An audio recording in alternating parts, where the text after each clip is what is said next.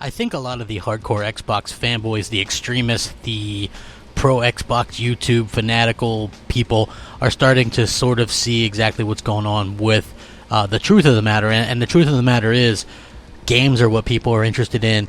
And the facts are that what we're seeing now is developers are not covering for Microsoft, right? A lot of people wanted to run with that story, and I already did an article or a video on that article where it debunked the fact that people were trying to make it out like they're really hiding the power so they can surprise Sony, quote unquote, and that makes absolutely no sense from a business standpoint to not give developers your dev kits. And now developers are actually starting to come out in droves talking about exactly how it's not a good thing. There's lots of developers who are talking about this, particularly developers were saying it's increasingly bizarre and weird that Microsoft is making life harder for them by not giving them dev kits, which they need to optimize games. There's been absolutely a ton of ramblings about which console might be more powerful.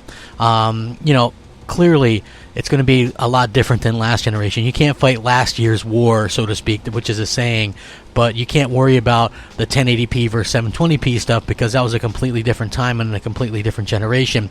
It's going to be more about advancements, solid-state drives, heavily reduced load times, stuff like that. I don't think it's going to be about which resolution has a few more pixels, because basically they're both going to be doing native 4K on pretty much all the stuff, supposedly anyway. So the fact that we've seen so much from the PS5, the PS5 dev kits, the PS5 controller really shows you exactly where Sony's mind is at and how far ahead they are in terms of everything. And I did a video earlier about how potentially there could be a delay for Xbox Scarlett, and everything that we've seen, there was a rumor that Halo Infinite might get delayed. Again, that's speculation. All this stuff is rumor until these companies actually come out and announce it.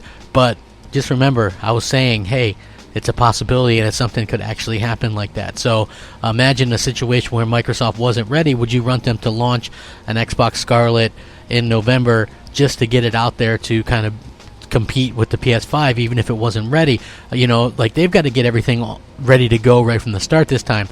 The UI has to be ready, the games have to be ready, the control, everything has to be ready and smooth, and you can't be out there worried about what's going to happen or anything like that. You have to have this stuff ready. And again, and I made this point in my last video, which is that Sony has had an extra year to sort of do this where Microsoft hasn't had that, and it could be a big problem.